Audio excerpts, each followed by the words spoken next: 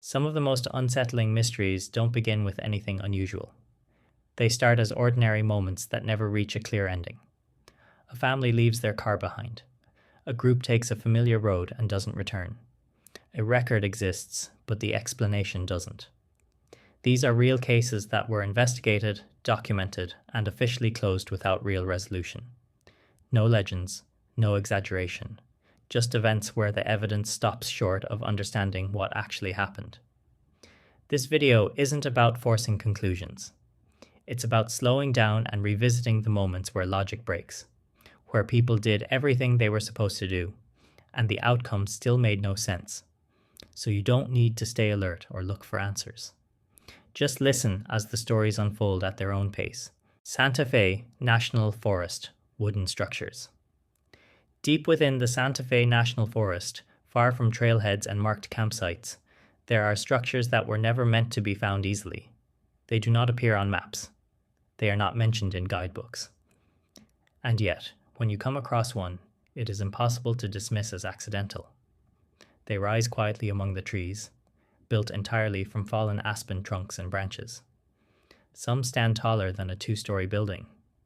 Others spread outward in wide, deliberate cones, layered with care and balance.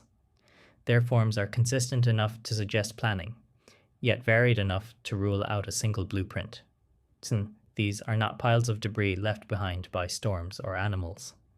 They are constructions. Forest officials first began noticing them sporadically, but during the winter season between 2017 and 2018, something changed. Rangers reported discovering more of these wooden structures than ever before.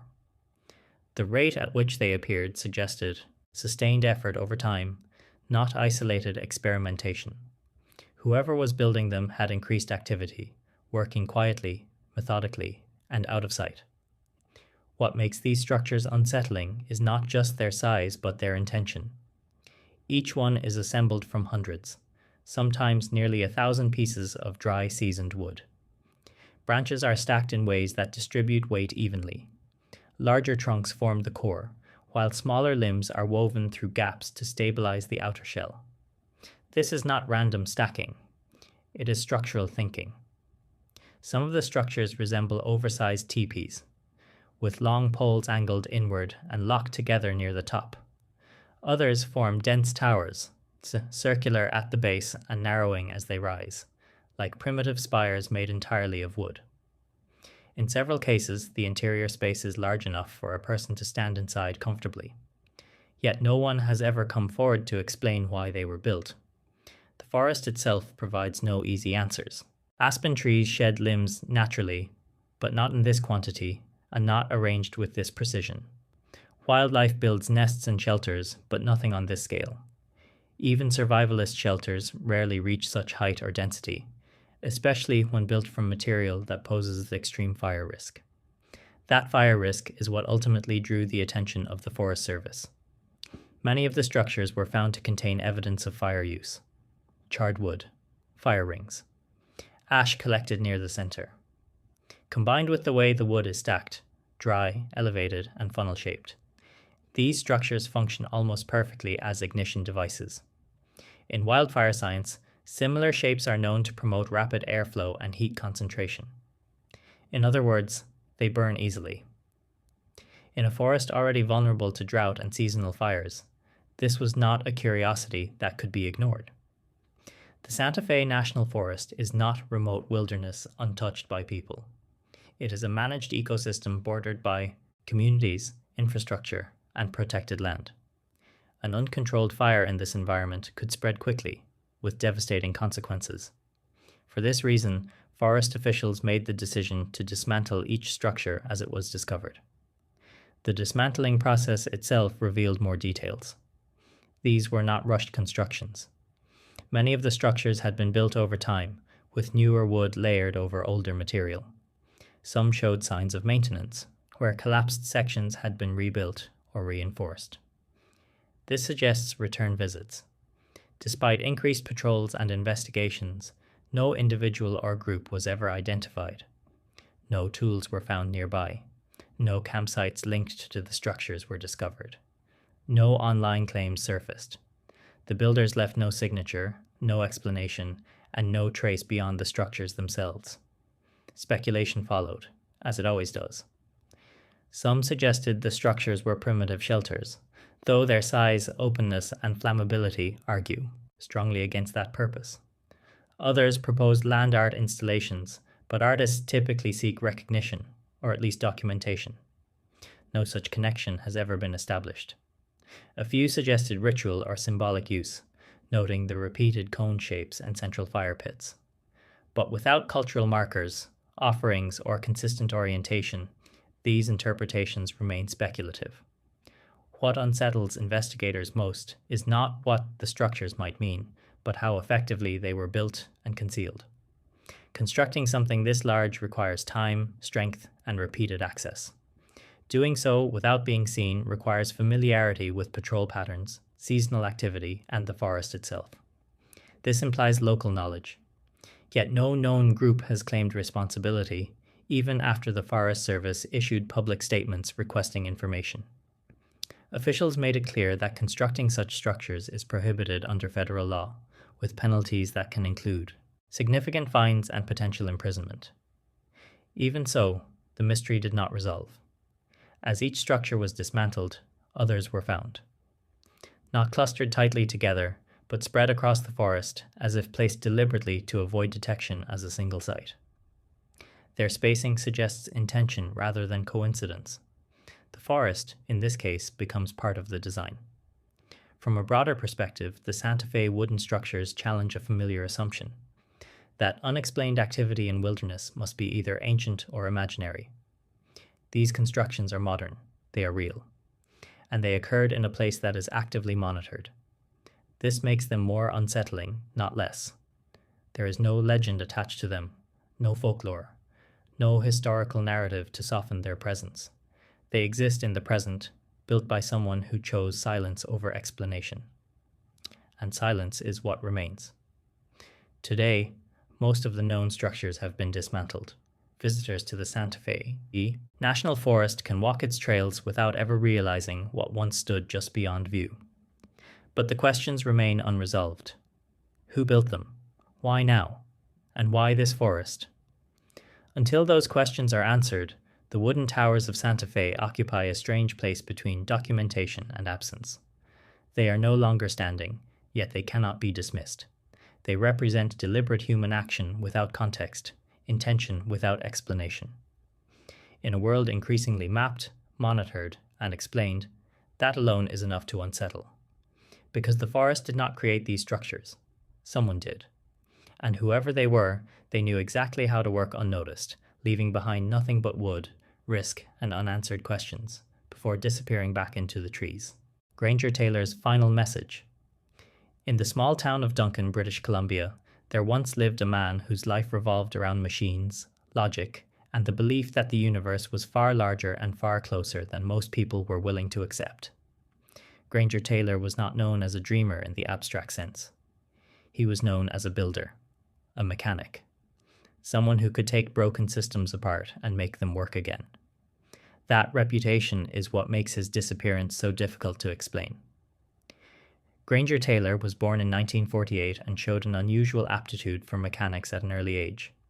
Despite leaving school in his teens, he demonstrated an intuitive understanding of engines, electronics, and structural systems. By his early 20s, he was restoring vehicles that others considered beyond repair. Locals trusted him. They relied on his competence. He was eccentric, but not careless.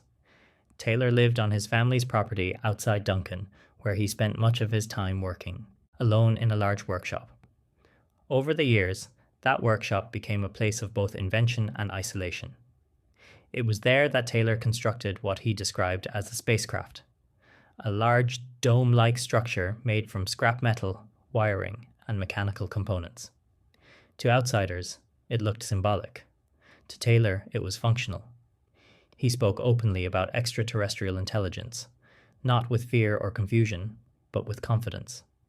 He claimed to have received communications through dreams and radio signals. He believed contact was not only possible, but imminent. Friends and family did not always agree, but they also did not describe him as unstable. He paid his bills. He maintained relationships. He made plans. In late November of 1980, Granger Taylor vanished. There was no sign of struggle, no abandoned vehicle on the roadside, no trail into the wilderness.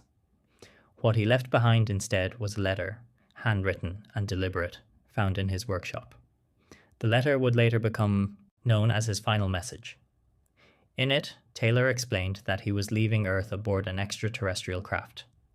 He wrote that he had been invited on a 42-month journey through space, after which he would return. He stated that he no longer needed his earthly possessions and instructed his family to follow the directions laid out in his will. The tone of the message was calm, not frantic, not confused. It read like a departure notice, not a farewell. Those closest to Taylor were deeply unsettled, not just by the content of the letter, but by how out of character it felt in one specific way. Granger Taylor was meticulous. He did not leave things unfinished. And yet, there were no preparations for travel in any conventional sense. No packed bags, no supplies missing, no money withdrawn. On the night he disappeared, something unusual was reported in the area. Residents recalled hearing a loud bang, powerful enough to draw attention even during a storm that night. Some claimed to have seen strange lights in the sky, though skeptics later attributed these sightings to lightning. Taylor had once told friends that if contact were to occur, it might happen during bad weather, using storms as cover. That coincidence has never sat comfortably with investigators. Another complicating factor was Taylor's access to explosives. He was known to work with dynamite for mechanical and land clearing purposes. Some investigators suggested the bang may have been an accidental explosion, possibly fatal, but those who knew him pushed back against that idea. Taylor was experienced, careful. He understood the materials he worked with. An accidental detonation, they argued, was unlikely without leaving obvious evidence. No remains were ever found. No debris conclusively tied to an explosion was recovered. Years later, a discovery added another layer to the mystery. On a remote island off the coast, a piece of aircraft debris, an engine, cowling, was found. It was consistent with the type of small aircraft Taylor had once worked on. The serial numbers fell within the correct range, but it proved nothing conclusively. Taylor did not own a plane. He had not filed any flight plans, and the debris alone could not explain the letter. As time passed, public attention shifted. Some portrayed Taylor as delusional, using his belief in extraterrestrials to dismiss the case entirely. His father later stated publicly that Granger had been obsessed with UFOs, a claim some researchers believe was encouraged to reduce speculation. Others argue the opposite, that Taylor's mechanical brilliance and grounded daily life make his disappearance harder to write off as fantasy. The letter remains the central problem. People who plan to disappear usually hide their intentions. People who plan suicide rarely write about returning. People experiencing psychosis often show disorganization. Taylor showed none of these signs. He left a clear message. He left instructions. He left without trace. More than 40 years later, the case remains officially unresolved. Granger Taylor has never been found. No body. No confirmed evidence of death. No proof of survival. Only a workshop, a strange metal structure, and a letter that refuses to fit into any familiar category. In a series examining modern mysteries that resist easy explanation, Granger Taylor's final message stands out because it forces an uncomfortable choice. Either a competent, intelligent man fabricated an elaborate departure and vanished without error, or something happened that still lies beyond documented understanding. The truth may be ordinary, it may be tragic, or it may be something else entirely. What remains undeniable is this: Granger Taylor did not disappear by accident. Whatever happened, it followed intention. And that intention left behind a message that has never been answered. A promise of return, a journey without coordinates, and a silence that has now lasted decades. In a world where so many mysteries fade into rumor, Granger Taylor's final message remains preserved, not because it explains anything, but because it explains nothing at all. And sometimes, that is what keeps a mystery alive. Yosemite National Park, the disappearance of Stacey Anaris. Yosemite National Park is often described as one of the most carefully protected wilderness areas in the United States. Its trails are mapped, its camps are monitored, and its backcountry is patrolled by experienced rangers who know the land intimately. It is a place visited by millions every year, a landscape that feels both vast and carefully observed. And yet, in the summer of 1981, a 14-year-old girl vanished here without leaving behind an explanation that has ever made sense. Stacey Anaris was born in 1966 in Saratoga, California. She was described by family and friends as energetic, curious, and deeply drawn to the outdoors. She loved photography and often carried her camera with her, eager to document the landscapes she explored. In July of 1981, she joined her father, George Anaris, on a multi-day horseback trip through Yosemite's high country. The trip was meant to be routine. The group was small, experienced, and familiar with the terrain. They followed established trails, stopping at known landmarks and campsites. On July 17th, they arrived at Sunrise High Sierra Camp, a remote but well-known location at an elevation of roughly 9,600 feet. After hours of riding, most of the group chose to rest. Stacey did not. She wanted to keep exploring. She had her Olympus camera with her and hoped to walk to Sunrise Lakes, a destination approximately 1.5 miles from the camp. She asked her father to accompany her, but he declined, tired from the ride. Instead, another member of the group, 77-year-old Gerald Stewart, volunteered to go with her. The two set off along the trail together. After walking a short distance, Gerald began to feel fatigued. He stopped to rest and told Stacey to continue ahead briefly and then return. She agreed. This was not unusual. The trail was clear, the weather stable, and the area familiar to hikers. Stacey walked ahead alone. She was last seen standing on a large boulder just beyond the tree line, looking out across the open landscape. From that point forward, she was never seen again. When 20 to 30 minutes passed without her return, Gerald became concerned and headed back toward the camp. He alerted the group, and they immediately began searching the trail, calling her name and asking passing hikers if they had seen her. No one had. As the evening approached and their efforts failed, George Anaris notified park rangers. What followed was one of the most extensive search operations in Yosemite's history. Over the next 9 days, approximately 150 people participated in the search. The effort included park rangers, trained search and rescue teams, helicopters, search dogs, and divers. An area of roughly 5 square miles was combed repeatedly. Despite the scale of the operation, only one item belonging to Stacey was ever found: the lens cap from her camera. It was discovered near the trail, close to the edge of the tree line. No footprints leading away, no clothing, no sign of a fall, no indication of a struggle, nothing else. This absence of evidence troubled investigators. Yosemite is home to wildlife, including bears and mountain lions. Yet there were no signs consistent with an animal attack. No blood, no disturbed ground, no torn belongings.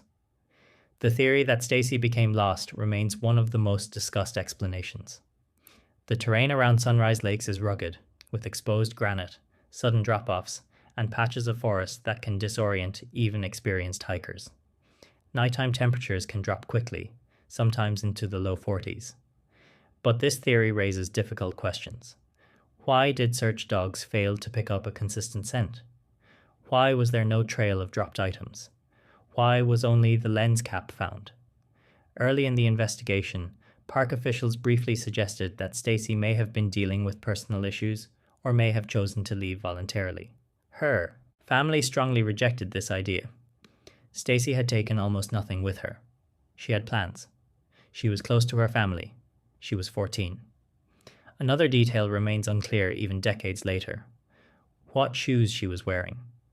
Some reports say flip-flops. Others say hiking boots.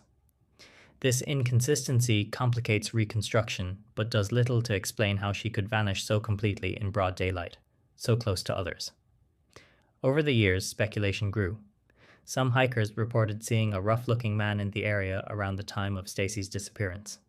He was never identified. No direct evidence connected him to the case. Others pointed to the limited release of investigative records. Researchers later claimed that many documents related to the case were withheld or heavily redacted, fueling suspicion and frustration among those seeking answers. For Stacy's family, the lack of closure became a permanent wound. Both of her parents passed away without ever learning what happened to their daughter. Her siblings continue to hope that some explanation will eventually surface. The disappearance of Stacey Anaris is not unique in that people go missing in national parks. What makes her case stand apart is how little was left behind. Not even enough to suggest a clear direction of events. No body. No evidence of injury. No confirmed sightings after that final moment on the boulder. Yosemite is vast, but it is not empty. Trails converge. Rangers patrol. People pass through. And yet, a young girl stepped forward and simply vanished. In a series examining unexplained disappearances grounded in real locations and documented searches, the case of Stacey Anaris remains one of the most haunting because it resists narrative. There is no dramatic final act, no clear mistake, no single moment where everything goes wrong. Just a short walk, a familiar trail, and a silence that has lasted more than 40 years. Yosemite continues to welcome visitors. The trail to Sunrise Lakes remains open. People still stand on boulders to admire the view, cameras in hand, unaware that someone once stood there and never came back. The landscape offers no answers. And perhaps that is the hardest part. Because in a place so carefully watched, so thoroughly searched, the disappearance of Stacey Anaris reminds us that wilderness does not need darkness, storms, or isolation to swallow someone completely. Sometimes it only takes a few quiet minutes, and then nothing at all. Frederick Valentich and the Bass Strait Incident. On the evening of October 21st, 1978, the Bass Strait was calm enough for routine flight, yet restless enough to remind pilots why it commands respect. Stretching between mainland Australia and Tasmania, the strait has long been known for unpredictable weather, strong winds, and rapidly changing visibility. For experienced pilots, it demands attention. For young pilots, it demands discipline. That evening, Frederick Valentich took off alone. Valentich was 20 years old, flying a Cessna 182 on what was meant to be a simple training flight from Moorabbin Airport to King Island and back. He was working toward a commercial pilot's license, having logged around 150 hours of flight time. He was not inexperienced, but he was still learning. His record included both competence and mistakes, warnings for airspace violations, and failed exam attempts. He was persistent. What happened next would become one of the most debated aviation mysteries in Australian history. At approximately 7:06 p.m., Valentich radioed Melbourne Flight Service to report that an aircraft was flying above him at about 4,500 feet. The controller checked radar and replied that there was no known traffic in the area. Valentich insisted that something was there. He described a large object with 4 bright landing lights. He said it passed over him at high speed, then circled back. Over the next several minutes, his voice remained calm, controlled, and precise. He was not panicking, he was reporting. He described the object as metallic, with a green light, moving in ways that did not match conventional aircraft behavior. It hovered. It circled. It appeared to pace him. At one point, Valentich said something that would later echo through every retelling of the case. "It's not an aircraft." Shortly after, he reported engine roughness. The transmission ended with a strange metallic scraping sound lasting several seconds. Then the radio went silent. Frederick Valentich was never heard from again. Search and rescue operations began quickly. Aircraft and ships combed the area where he was last known to be flying. No wreckage was found, no oil slick, no debris field. The ocean yielded nothing. The official conclusion at the time was that Valentich had crashed into the sea. But the lack of physical evidence complicated that conclusion. 5 years later, an aircraft part, an engine cowl flap, was found on Flinders Island. Investigators determined that it came from the same model of aircraft Valentich was flying, and that the serial number range was consistent. It was the only piece of physical evidence ever recovered. It explained very little. The Australian Department of Transport concluded that Valentich likely became disoriented, mistook reflections or celestial objects for another aircraft, and ultimately flew inverted into the water. This explanation leaned heavily on spatial disorientation, a known risk, during night flights over water. But several elements of Valentich's transmission resist that explanation. His descriptions were specific, his voice steady, his timing precise. He did not describe confusion, he described observation. Adding to the mystery were reports from people on the ground. Several witnesses along the coast reported seeing strange green lights in the sky around the same time. Some claimed to see an object moving erratically over the water. Others reported nothing unusual. Years later, a farmer in Victoria claimed to have seen a large, unidentified object hovering over his property the morning after Valentich disappeared. He said the missing plane appeared attached to it, leaking oil. This account was never officially verified, but it became part of the case's long afterlife. Valentich's personal beliefs further complicated public perception. After his disappearance, his father stated that Frederick had a strong interest in UFOs and feared being attacked by them. Some researchers argue that this claim was emphasized to undermine the credibility of the incident itself. Those who knew Valentich described him as serious, focused, and passionate about aviation. He spoke about flying constantly. He was not known to fabricate experiences for attention. The radio transcript remains the most compelling piece of evidence. It is calm, it is coherent, and it ends abruptly without distress. In aviation accidents, panic is often audible. Here, it is not. More than 40 years later, the Valentich case continues to divide opinion. To some, it is a tragic example of pilot error and misinterpretation. To others, it represents a genuine encounter with something unidentified, documented in real time by a trained observer. What makes the case endure is not belief in extraterrestrials, but the unresolved gap between explanation and evidence. A plane vanished. A pilot vanished. And the final words on record do not align easily with a simple mistake. The Bass Strait has claimed many lives over the centuries. Storms, navigation errors, mechanical failures, all well documented. But Frederick Valentich's disappearance occupies a separate category. Not because it proves anything extraordinary, but because it refuses to settle into anything ordinary.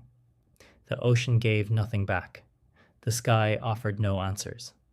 And the final transmission remains frozen in time, recorded, archived, and unanswered.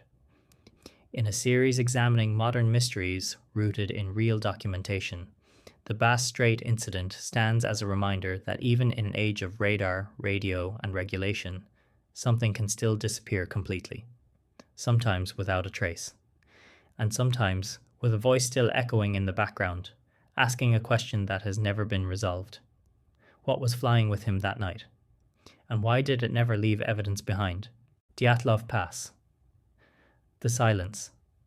In the northern Ural Mountains, there is a wind-scoured slope with no trees, no shelter, and no natural reason to stop. The local Mansi people call the mountain Kholat Syakhl, a name often translated as Dead Mountain. It is not a warning rooted in superstition. It is a description of emptiness. In February of 1959, 9 experienced hikers stopped there anyway. They never left. The Dyatlov Pass incident is often described as violent, bizarre, or inexplicable, but what makes it truly disturbing is not what was found. It is what was missing. Sound, order, a sequence of decisions that make sense. What remains is silence. The group was led by Igor Dyatlov, a skilled engineering student and experienced expedition leader. The hikers were young, physically fit, and trained for winter travel in extreme conditions. They were not reckless adventurers. They were methodical, cautious, and well prepared. Their goal was straightforward: complete a ski trek across the northern Urals and return. They kept journals. They took photographs. They logged their progress carefully. On February 1st, 1959, after a navigational error that led them off course, The group decided to camp on the exposed slope of Colatsiachel rather than descend into the forest below. This decision has been debated for decades, but it was not irrational. Experienced winter hikers sometimes choose exposed slopes to avoid losing elevation and to practice survival techniques. Nothing about that evening suggested disaster. The tent was erected properly. Equipment was arranged inside. Boots were lined up. Food was prepared. The last photograph taken that night shows no sign of panic. Then, something changed. When search teams later found the campsite, the tent was still standing, partially collapsed under snow, but intact. What stunned investigators was how the tent had been exited. It had been cut open from the inside, not unzipped, not opened carefully, slashed. Footprints led away from the tent, downhill toward the forest. They were visible, preserved by cold and remarkably orderly. Some were barefoot. Others wore socks or a single shoe. No one appeared to be running. That detail matters. Panic leaves chaos. This did not. The bodies were found over the following weeks in stages. 2 lay near a makeshift fire under a tree. 3 more were scattered between the tree and the tent, as if attempting to return. The remaining 4 were found months later in a ravine, buried under snow. Their injuries varied in ways that defied easy explanation. Some showed no external trauma at all. Others had massive internal injuries, crushed ribs, fractured skulls, without corresponding damage to the skin. One was missing a tongue, another lacked eyes. Clothing was inconsistent. Some wore items belonging to others. Several garments showed traces of radiation, a detail never fully explained. Official explanations changed repeatedly. First, blame fell on the Mansi people. That theory collapsed quickly. There was no evidence of struggle, no foreign footprints, and the Mansi were cooperative search participants. Avalanche theory emerged decades later. It explained some elements but not others. The slope angle, snow conditions, and tent damage do not fully align. Nor does it explain why experienced hikers would flee without boots, then fail to regroup in the forest where shelter was available. Military testing was another possibility. The area was remote, but not unmonitored. Reports of strange lights in the sky were recorded by nearby witnesses during that period. Files related to the case were sealed, then reopened, then partially released. The final Soviet conclusion was famously vague. The hikers died due to a compelling natural force. No definition was provided. What stands out most when reading the original case files is not fear, but restraint. Investigators avoided speculation. Witness statements were summarized without interpretation. Autopsy reports recorded facts without context. The silence feels deliberate. Over time, the Dyatlov Pass incident became a canvas for explanation. Infrasound, katabatic winds, secret weapons, rare atmospheric phenomena. Each theory explained something, but none explain everything, and none explain the behavior. Why cut the tent from the inside? Why leave in a controlled manner, inadequately dressed? Why not return together? Perhaps the most unsettling possibility is the simplest. That something occurred which made sense only in that moment. Something the group understood instinctively, without discussion. Something that prompted immediate evacuation without visible panic. Something that did not pursue them, but did not allow them to return. Silence does not mean nothing happened. It means whatever happened left no clear story behind. The Dyatlov Pass has since been visited by researchers, hikers, and officials. Memorials stand nearby. The route has been retraced in controlled conditions. Experiments have been conducted. Yet the core questions remain untouched. Not because there are no theories, but because the evidence refuses to align. In a series examining mysteries grounded in documentation rather than folklore, the Dyatlov Pass. Silence matters because it shows how even detailed records can fail. The hikers documented their journey carefully. The investigation was extensive. And still, the truth slipped through. What happened on that slope did not announce itself with noise or spectacle. It left behind a tent, footprints, and bodies positioned as if mid-decision. And then it stopped. The mountain remains unchanged. Wind still moves across the same slope. Snow still settles in familiar patterns. Hikers still pass through the region without incident. But the silence of that night remains intact, not broken, not explained, and perhaps never meant to be. Vintem Hill and the Lead Masks case. In August of 1966, on a quiet hill overlooking the city of Niterói in Brazil, two men were found dead under circumstances so unusual that even decades later, investigators have never fully agreed on what they were trying to do, or why they died where they did. The case would become known simply as the Lead Masks case, not because of secrecy, but because of how deliberate everything appeared to be. The two men were identified as Manuel Pereira da Cruz and Miguel José Viana. They were electronics technicians from the town of Campos dos Goitacazes, roughly 250 kilometers from where their bodies were discovered. Both were described as intelligent, methodical, and deeply interested in electronics, radio technology, and what was then referred to as scientific spiritualism. They were not drifters. They had families, routines, and jobs. On August 17, 1966, the men told relatives they were traveling to São Paulo to purchase electronic components. This was a reasonable explanation. They often did so. Instead, they boarded a bus to Niterói, a coastal city across the bay from Rio de Janeiro. They never returned. Their bodies were discovered 3 days later by a young boy flying a kite on Vintem Hill, an elevated and partially wooded area with a clear view of the surrounding city. What the boy found did not resemble the aftermath of an accident. The men were lying side by side on the ground. They were dressed formally, wearing suits, raincoats, and polished shoes. There were no signs of struggle, no wounds, no disturbance of the surrounding area. Most striking of all were the objects found with them. Each man carried a homemade lead mask, shaped crudely but intentionally, covering only the eyes. The masks appeared designed to block light rather than conceal identity. They were not theatrical. They were functional. Nearby, investigators found a small notebook. Inside was a handwritten list of instructions. Edias 16 and 30, be at agreed place. 1830, ingest capsules. After effect, protect metals await signal mask. The handwriting was calm, organized, precise. No capsules were found. Autopsies revealed no visible cause of death.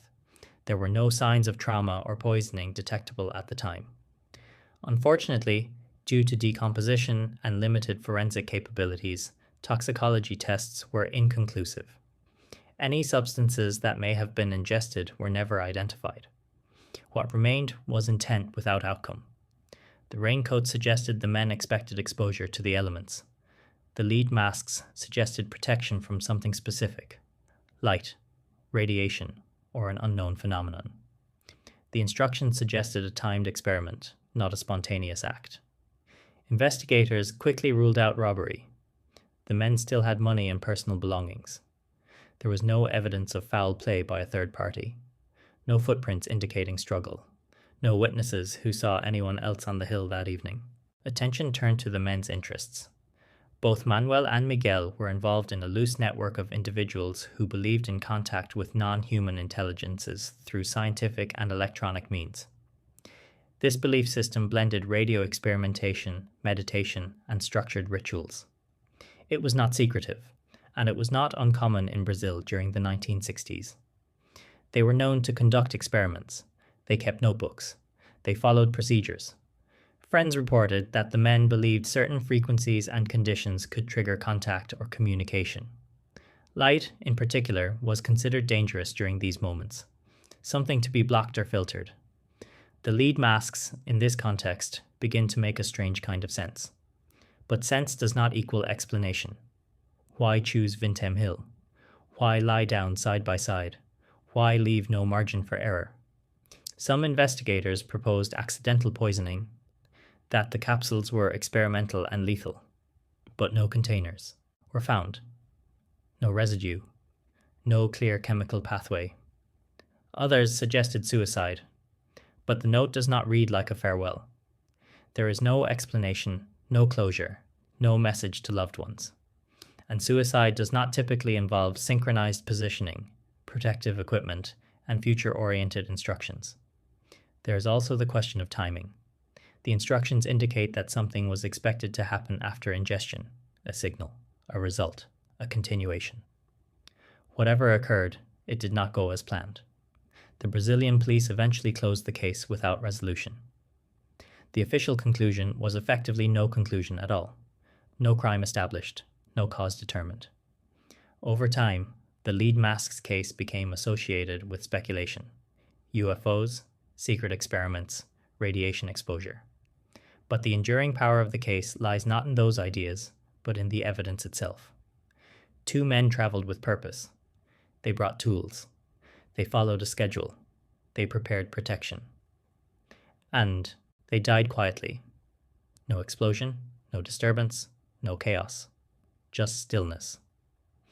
In the years since, the case has been revisited by journalists, researchers, and skeptics alike. Each returns to the same problem. The evidence suggests intelligence and intention, yet the outcome suggests failure without interference. It is not a mystery of intrusion. It is a mystery of miscalculation. The hill still overlooks Niterói. People walk there. Children fly kites. The city continues below, unaware that one afternoon in 1966, two men climbed that slope believing they were about to witness something extraordinary. Instead, they left behind lead masks, a notebook, and a sequence of actions that ended without explanation. In a series exploring real-world mysteries grounded in documentation rather than folklore, the lead masks case stands apart because it feels unfinished.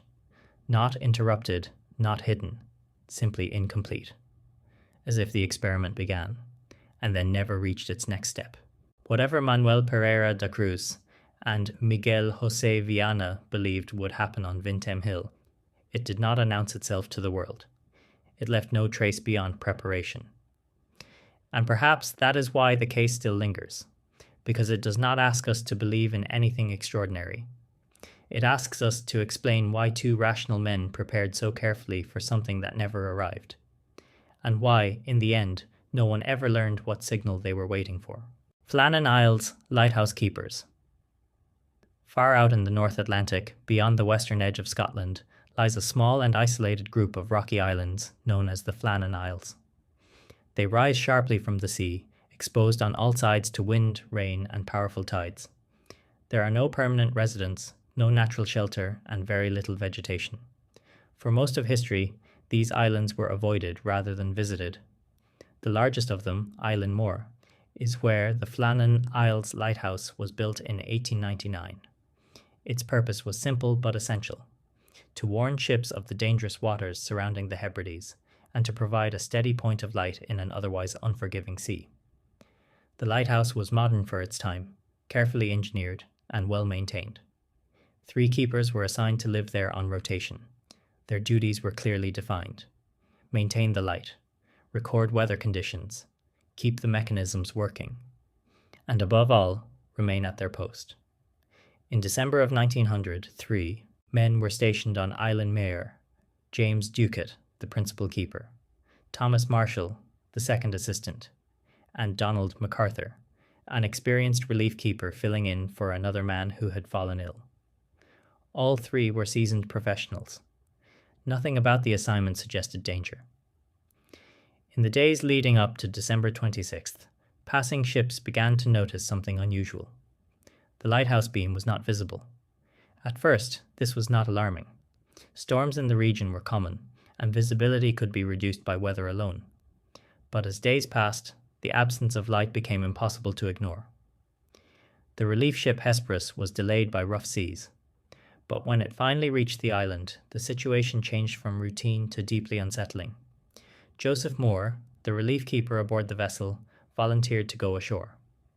As Moore approached the island, he noticed something immediately wrong. There was no sign of movement, no smoke, no signal flag, no response. When he reached the lighthouse, the doors were closed. Inside, everything appeared strangely normal. The lamps were clean. The machinery was intact. The light was ready to be lit. But the keepers were gone. The kitchen showed evidence of recent activity. A meal had been prepared. A chair was slightly out of place. Personal belongings were still present. One set of waterproof gear was missing, but another remained hanging where it should have been. This detail puzzled investigators. Why would only one man take protective clothing, while the others did not? Moore searched the island carefully. He called out. He checked the surrounding cliffs. He examined storage buildings and pathways.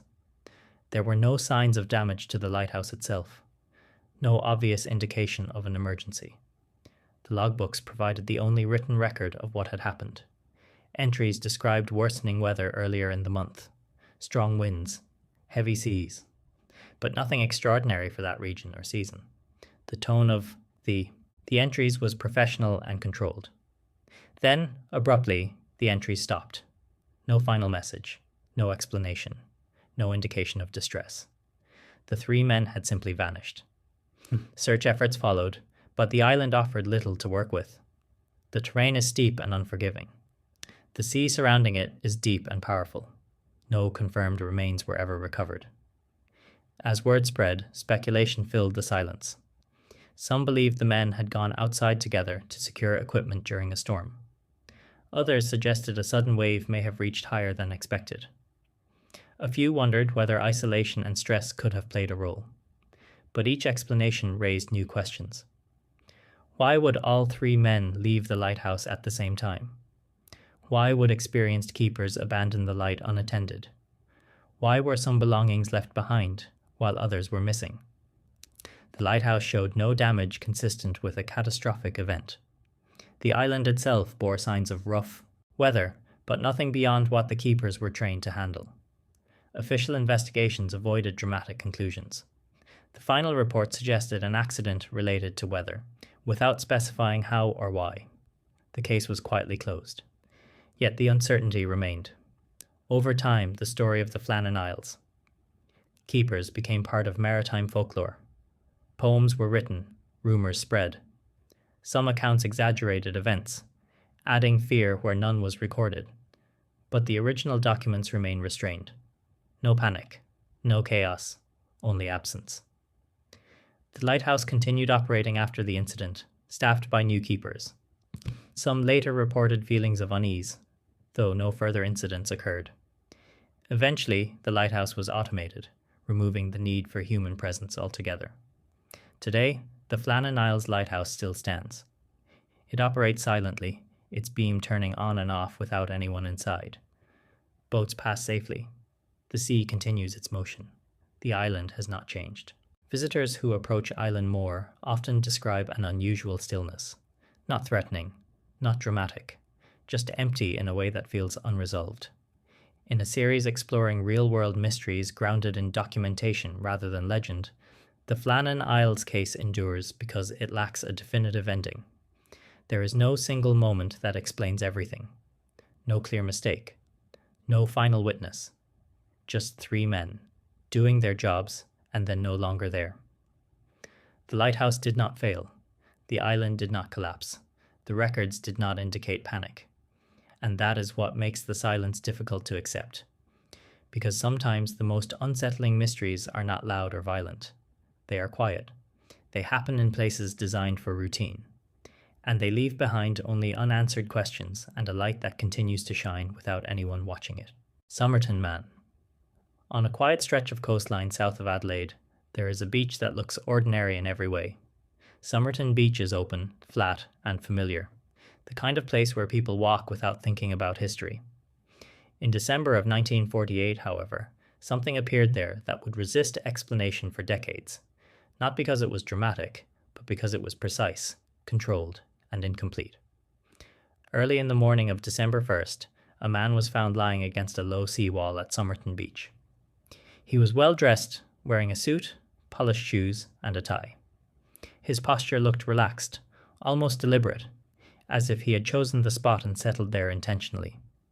There were no signs of disturbance around him, no marks in the sand suggesting a struggle, no evidence that anyone else had been involved. At first glance, it looked like someone resting, but the man was already gone. Authorities were notified, and an examination began. What stood out immediately was how ordinary everything seemed. The man carried no wallet, no identification, no personal papers. yet his clothing was of good quality, neatly pressed, and appropriate for public appearance. All labels had been carefully removed from his clothes, a detail that would later become one of the most unsettling aspects of the case. This was not carelessness, it was deliberate. An autopsy revealed no obvious cause of death. There were no visible injuries, no signs of physical trauma, and no clear indication of illness. Toxicology testing was limited by the era's technology, and no definitive poison could be identified. The official cause of death was recorded as unknown. Despite extensive efforts, no one came forward to identify the man. Newspapers published photographs. Authorities circulated descriptions across Australia and beyond. Missing persons lists were checked repeatedly. No match was found. The man became known simply as the Somerton Man. As investigators examined his belongings, the case grew more complex rather than clearer. In a hidden pocket of his trousers, they discovered a small, tightly rolled piece of paper. On it were 2 words printed in elegant type: Tamam Shud. The phrase, Persian in origin, translates roughly to "it is finished" or "ended." It was later traced to the final page of a rare edition of the Rubaiyat of Omar Khayyam, a book of poetry. This discovery shifted the tone of the investigation. The phrase did not read like an accident. It did not read like a random scrap. It felt intentional, symbolic, and final. Months later, an abandoned suitcase was found at Adelaide railway station. Inside were clothing items that matched those worn by the Somerton Man. Like his outfit, the clothing in the suitcase had labels removed. Some items were carefully repaired, suggesting the owner valued precision and maintenance. Also inside were objects that did not fit easily into a single narrative. Tools, thread, a stencil, brush. Nothing illegal, nothing dramatic. Just enough to suggest planning rather than improvisation. Then, something unexpected happened. A man turned in a copy of the Rubaiyat to police. He claimed it had been found in the back seat of his car around the time the Somerton Man was discovered. Tucked inside the book was the page missing its final words. The phrase Tamam Shud had been torn from it. Inside the book, investigators found something else. A series of letters arranged in lines, written lightly in pencil. It appeared to be some form of coded message. Repeated characters. No obvious language. No clear pattern that could be decoded easily. To this day, the code has never been conclusively solved. The possibility that the Somerton Man was involved in intelligence work began to circulate. The timing was suggestive. The late 1940s were defined by espionage, secrecy, and emerging Cold War tensions. Adelaide was near sensitive military and research facilities. The removal of labels, the coded writing, and the absence of identification all fit a certain profile, but no government agency ever confirmed any connection. Another layer of the mystery emerged when investigators traced the book back to a woman living near Somerton Beach. She denied knowing the man but reacted visibly when shown his death mask. Her response was described as restrained but emotional. She refused to elaborate. She had once given a copy of the Rubaiyat to a man years earlier. She claimed it was not the same man. The uncertainty deepened. As decades passed, the Somerton Man became a subject of fascination, not because of spectacle, but because of restraint. Every element of the case suggested intention without explanation. Someone had removed identifying marks. Someone had placed a phrase associated with endings. Someone had carried a coded message and left it behind. Yet nothing pointed clearly to motive. Was the man attempting to disappear? Was he involved in secret work? Was the symbolism personal rather than political? The case resisted being forced into any single category. In recent years, advances in forensic science reopened the investigation. DNA analysis allowed researchers to identify potential relatives and reconstruct parts of the Somerton Man's genetic background. These efforts brought new leads, new names, and new debates, but still no universally accepted conclusion. Even with modern tools, the central questions remain. Why was he there? Why that beach? Why that phrase? The Somerton Man does not unsettle because he was unknown. Many unidentified individuals exist. He unsettles because he appeared to have planned anonymity. His presence feels authored rather than accidental. Somerton Beach continues to exist as it always has. People sit along the seawall. The tide moves in and out. Few stop to consider that a man once chose that exact spot, carrying a message that would outlive him. In a series exploring mysteries, grounded in documentation rather than exaggeration, the Somerton Man stands as one of the most enduring examples of a life that intersected briefly with public record and then vanished into silence. Not hidden, not erased, simply unfinished. The phrase remains, Tamam shud. It is finished. And yet, the story never was. Kamar Daban Mountains Incident. South of Lake Baikal, where Siberia transitions from vast taiga into steep, forested mountains, the Kamar Daban range stretches quietly across the landscape. It is not a place associated with legends or long histories of disaster. It is known instead for dense vegetation, sudden weather shifts, and routes used by experienced hikers who understand that conditions here can change without warning. In August of 1993, a small group of hikers entered these mountains on what was expected to be a routine expedition. Only one of them would come back. The group consisted of 7 people, led by Lyudmila Korovina, an experienced hiking instructor with a reputation for discipline and preparation. She had guided groups through difficult terrain before and was known for keeping strict standards regarding equipment, pacing, and safety. Those who joined her trusted her judgment.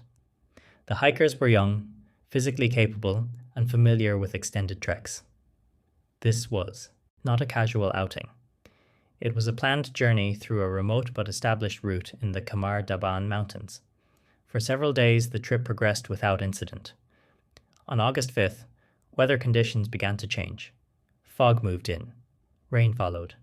Temperatures dropped sharply. These were not unusual events for the region, but they required caution. The group continued moving along a ridge above the tree line, an area with little natural shelter. What happened next has never been fully explained. According to the sole survivor, Valentina Utachenko, the first sign that something was wrong was sudden and physical. One of the hikers collapsed without warning. Others began to experience severe distress almost immediately afterward. There was no gradual build-up, no clear environmental trigger that could be easily identified in the moment. The situation escalated quickly. People who moments earlier had been walking and speaking normally became unable to continue. Some showed signs of intense physical reaction. Others lost coordination. The group attempted to help each other, but confusion spread rapidly. Korovina, the group leader, tried to organize a response. It did not work. One by one, the hikers stopped moving. Valentina, younger and slightly behind the others on the trail, eventually found herself alone. Disoriented and terrified, she made the decision to descend the mountain rather than remain where she was. That decision likely saved her life. She wandered for days through forest and rough terrain, surviving on minimal supplies before eventually encountering help. When she was found, she was exhausted but alive. The others were not. Rescue teams later recovered the remaining hikers' bodies along the ridge and nearby slopes. What they found only deepened the mystery.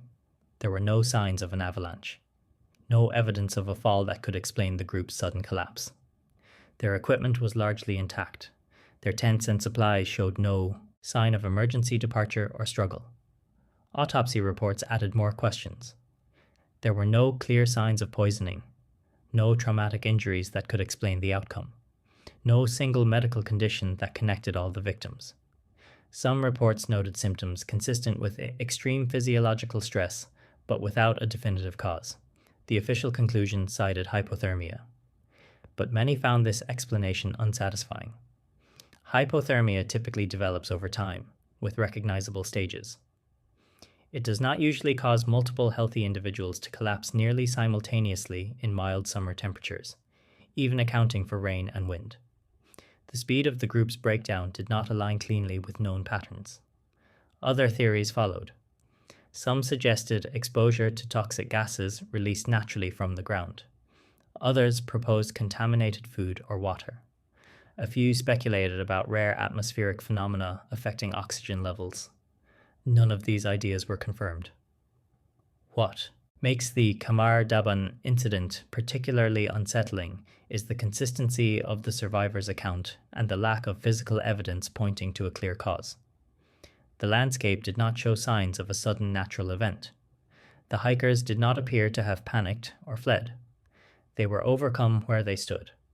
The case did not receive the same level of long-term investigation as other famous incidents.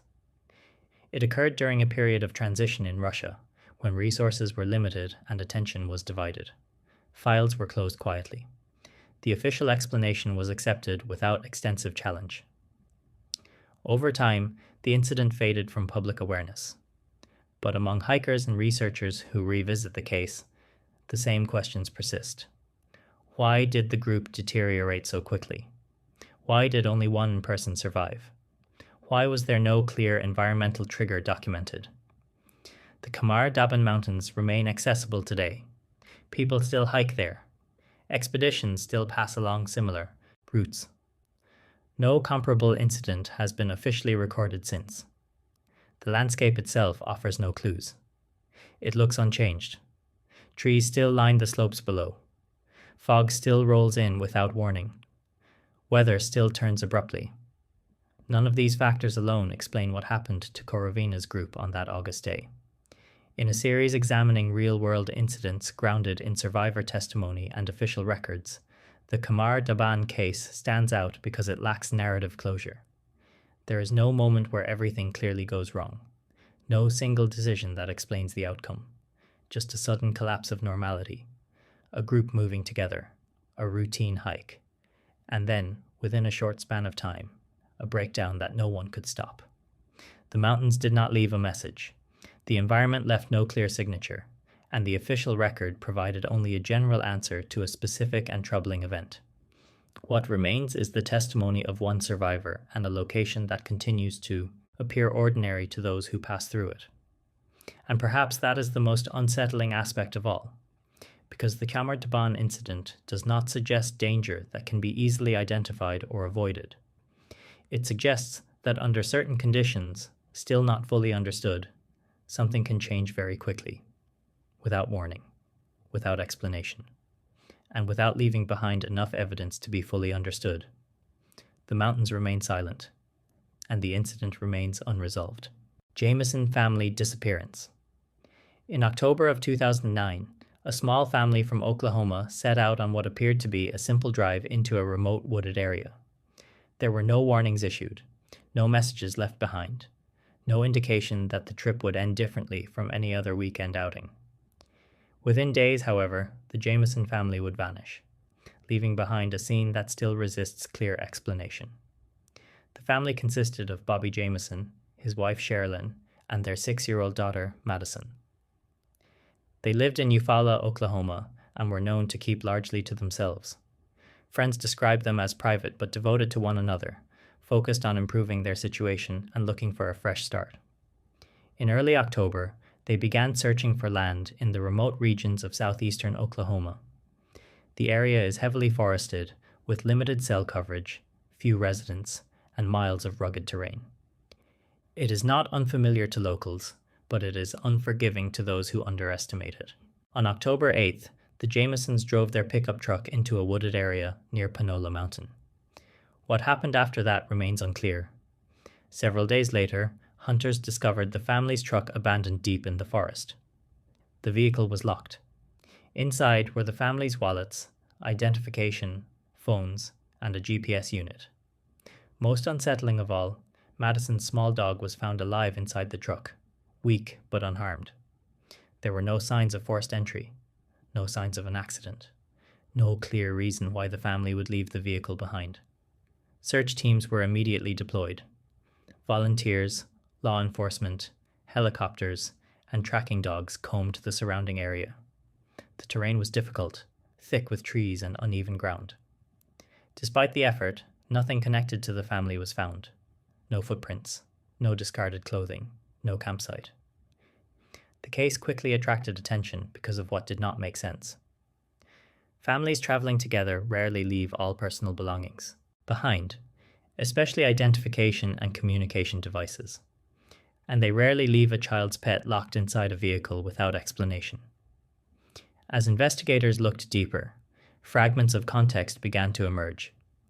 In the weeks before their disappearance, the Jamisons had reportedly been experiencing stress. There were disputes with neighbors. There were concerns about finances.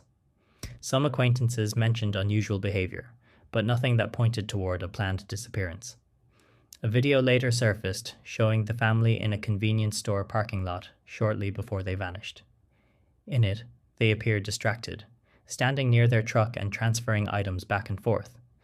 Their movements looked tense, but not frantic. No clear threat is visible. This footage became one of the most analyzed elements of the case. Speculation followed. Some believed the family wandered into the woods intentionally, possibly disoriented or fearful.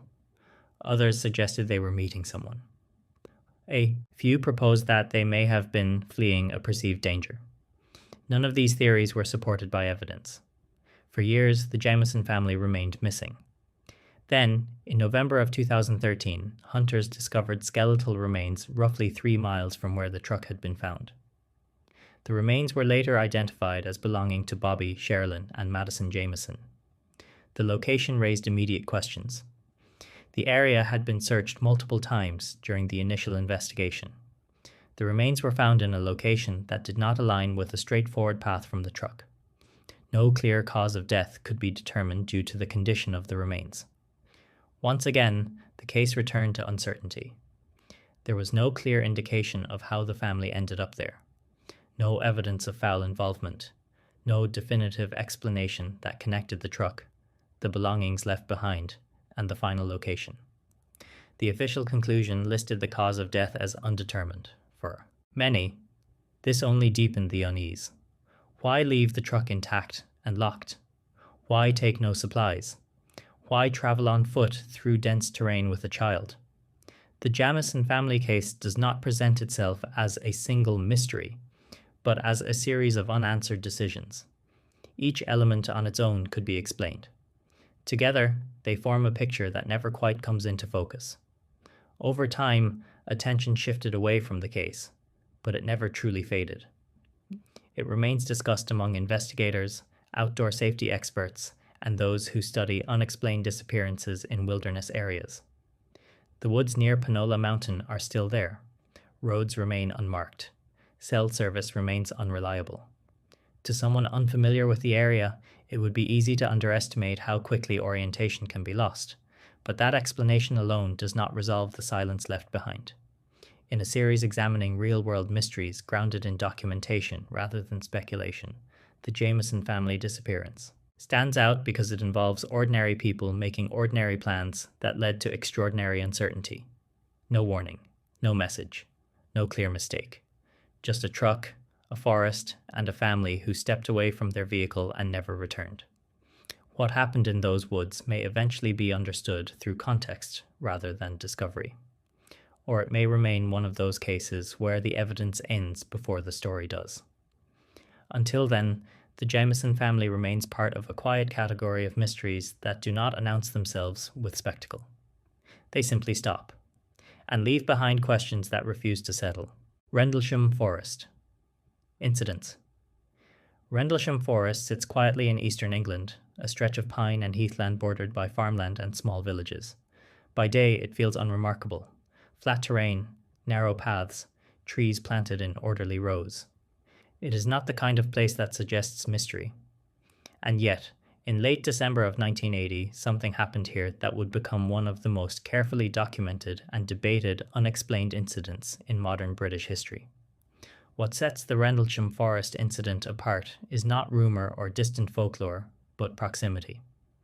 At the time, the forest lay between two highly sensitive military installations, RAF Bentwaters and RAF Woodbridge, both used by the United States Air Force during the Cold War.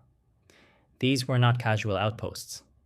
They housed trained personnel, advanced radar systems, and strict security protocols. On the night of December 26, 1980, shortly after midnight, security personnel at RAF Woodbridge reported seeing unusual lights descending into the forest. At first, the assumption was practical: a downed aircraft, a flare. something requiring immediate verification. A small team was dispatched into the forest to investigate.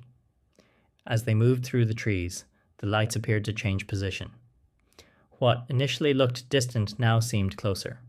According to accounts given later, the light was not diffused or scattered. It appeared controlled, defined, moving deliberately rather than drifting. The team described encountering an object resting on the forest floor. It was small, roughly triangular, with a smooth surface. Colored lights were visible across it, described as blue, red, and white. The object was silent. No engine noise. No heat detectable at a distance. One of the men later stated that the surface appeared to have markings, though their nature was unclear. He described the experience as calm but disorienting, as if the situation resisted familiar interpretation. After a short time, the object lifted and moved away through the trees at a speed that made pursuit impossible. The team returned to base, shaken but composed. What followed is often overlooked. The incident did not end that night. 2 nights later, on December 28th, a larger group returned to the forest, this time including the Deputy Base Commander, Lieutenant Colonel Charles Holt. The decision to return was not casual. Something about the initial reports had convinced leadership that further investigation was necessary. Holt carried a handheld audio recorder. What he recorded would later become one of the most cited pieces of evidence in the case. As the group moved through the forest, they encountered unexplained lights again. At times, the lights appeared to move between the trees. At other moments, they seemed to hover above the forest canopy. Holt's voice, calm and controlled, described what he was seeing in real time. At one point, beams of light were observed descending from the sky. Holt later stated that these beams appeared to make contact with the ground near the base and possibly near stored equipment. This detail remains controversial, but it is included in his recorded account. Radiation readings were taken at the site of the initial encounter. Slightly elevated levels were detected, though not at levels considered dangerous. Still, their presence added another layer of complexity. Physical impressions were found on the forest floor. Small indentations arranged in a triangular pattern. Broken branches overhead suggested something had moved through the trees rather than fallen into them. The events were documented in an official memorandum written by Holt and sent to the UK Ministry of Defence. This document, later released to the public, confirmed that the incident was considered unexplained at the time. And then, officially, the matter was closed. The Ministry of Defence later stated that the incident posed no threat to national security. No definitive explanation was offered. The case was categorized as unresolved. Over the years, alternative explanations were proposed. Some suggested the lights were caused by a nearby lighthouse. Others pointed to meteors, stars, or misidentified aircraft. Each explanation addressed part of the event, but none accounted for all elements simultaneously. The lighthouse theory, in particular, struggled to explain ground-level interaction, physical impressions, or recorded radiation readings. Nor did it align with the behavior described by multiple trained observers over several nights. What gives the Rendlesham Forest incident its enduring weight is the consistency of testimony. While individual details vary slightly, the core elements remain stable across accounts. Lights, movement, proximity, documentation. These were not civilians unfamiliar with observation under pressure. They were military personnel trained to identify aircraft, assess threats, and report accurately. Yet they reported something they could not classify. In the years that followed, some witnesses spoke publicly. Others remained silent. Careers continued. No evidence emerged of hoaxes or coordinated fabrication. The recorded audio, official memo, and multiple first-hand accounts remain part of the historical record. Rendlesham Forest itself has not changed. People walk dogs there, cyclists pass through. Few signs indicate that anything unusual ever occurred.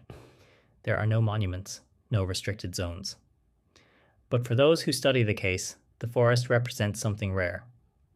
A modern mystery rooted not in legend, but in paperwork, recordings, and trained observation.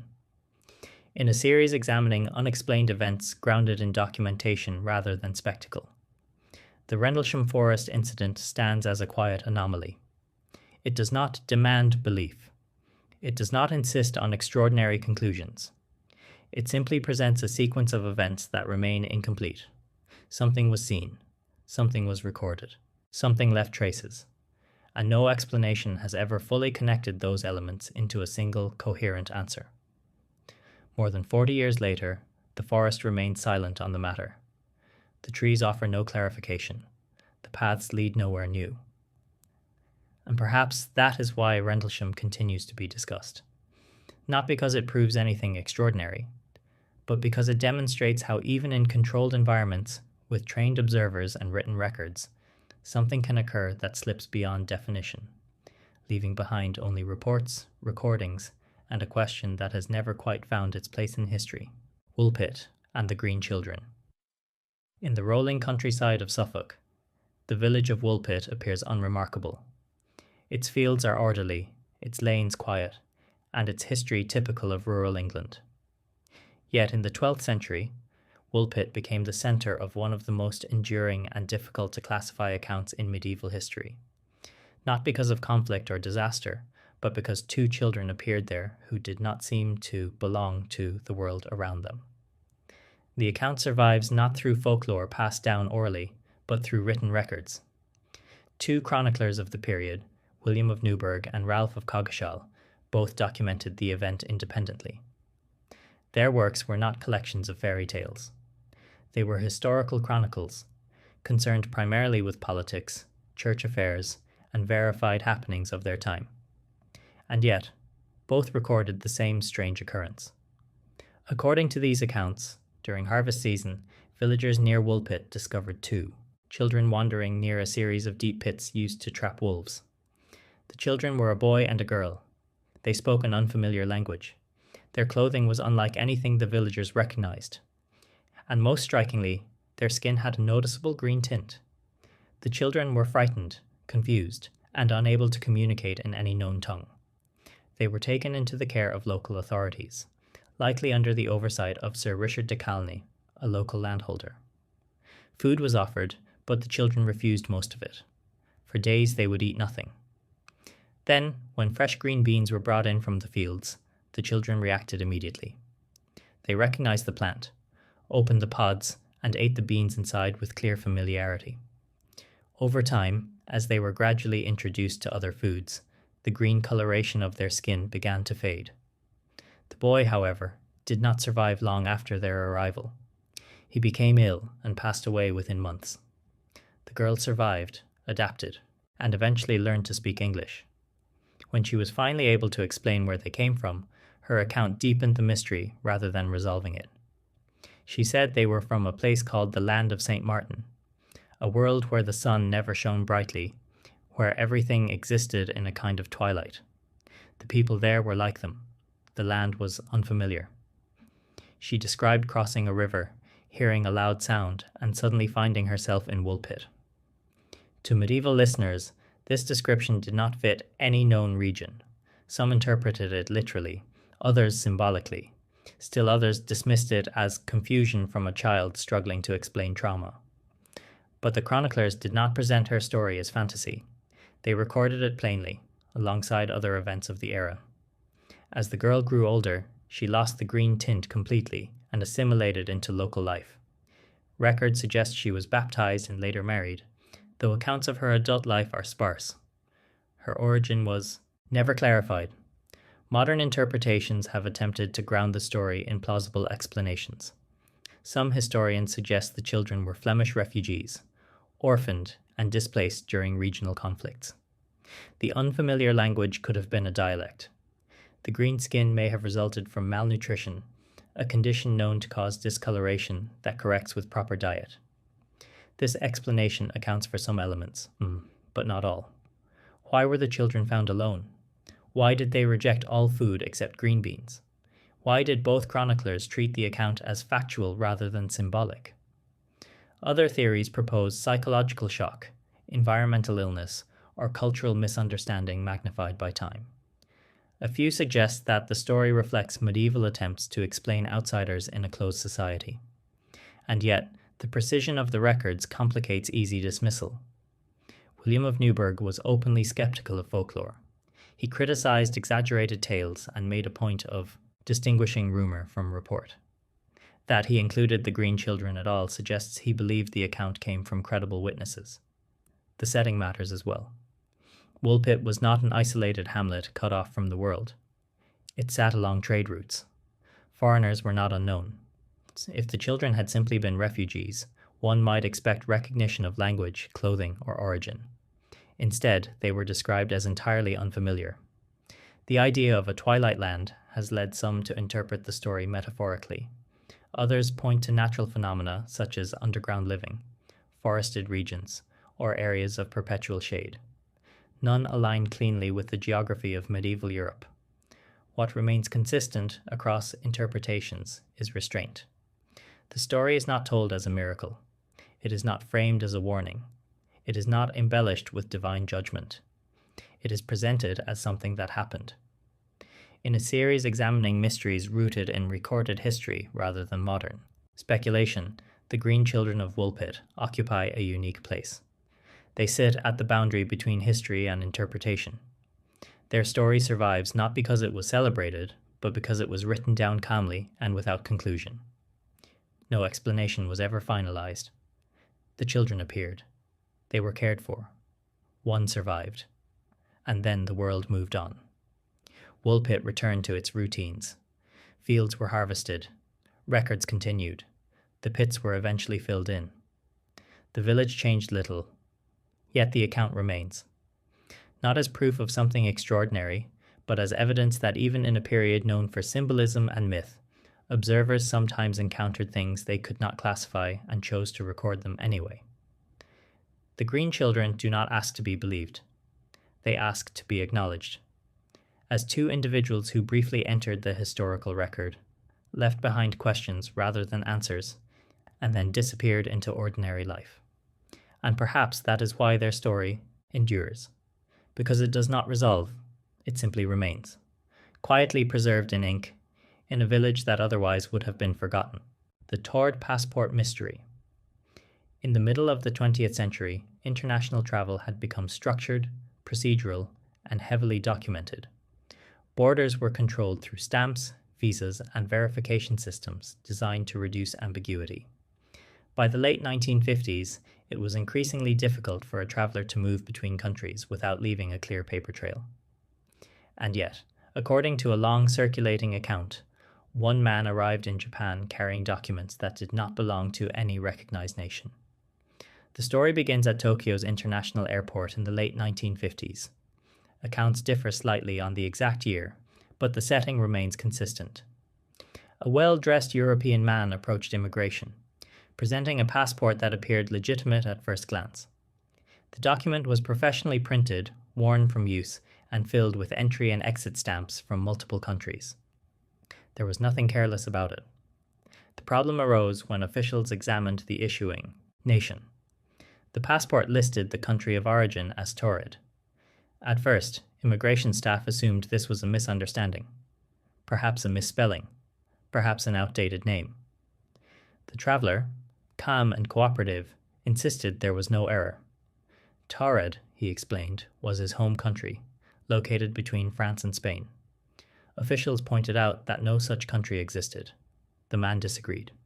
He produced additional documents: a driver's license issued by Torrid, business papers referencing companies registered there, hotel reservations, even previous visas bearing Torrid as his nationality, stamped by countries that did exist. According to the account, the stamps appeared authentic.